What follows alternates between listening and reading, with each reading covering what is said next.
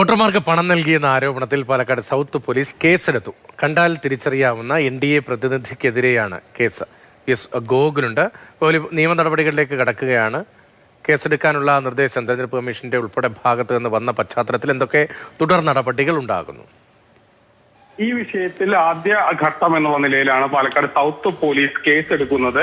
കോടതിയുടെ കൂടി നിർദ്ദേശത്തിന്റെ അടിസ്ഥാനത്തിൽ, അതോടൊപ്പം തന്നെ തെരഞ്ഞെടുപ്പ് കമ്മീഷന്റെ കൂടി നിർദ്ദേശവും ലഭിച്ചതിന്റെ പശ്ചാത്തലത്തിലാണ് ഈ ഒരു വിഷയത്തിൽ പോലീസ് കേസെടുക്കുന്നത്. ആദ്യം തന്നെ ഈ ആരോപണം വന്നപ്പോൾ തന്നെ അവിടേക്ക് സ്പെഷ്യൽ ബ്രാഞ്ച് അടക്കമുള്ളവരെത്തി പ്രാഥമികമായിട്ടുള്ള അന്വേഷണം നിർവഹിച്ചിരുന്നു.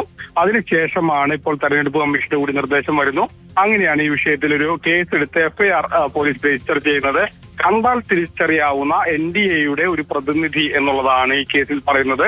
അത് ആരാണ് എന്നുള്ള കാര്യം FIRൽ വ്യക്തമാക്കിയിട്ടില്ല. അതൊരു പക്ഷേ കൂടുതൽ വിശദമായ അന്വേഷണത്തിന് ശേഷമായിരിക്കും ആരാണ് ആ പ്രതിനിധി, അല്ലെങ്കിൽ ആരാണ് ഈ പണം കൈമാറിയിട്ടുണ്ടെങ്കിൽ അത് എങ്ങനെ എന്നുള്ളത് കാര്യങ്ങളൊക്കെ തന്നെ വരിക.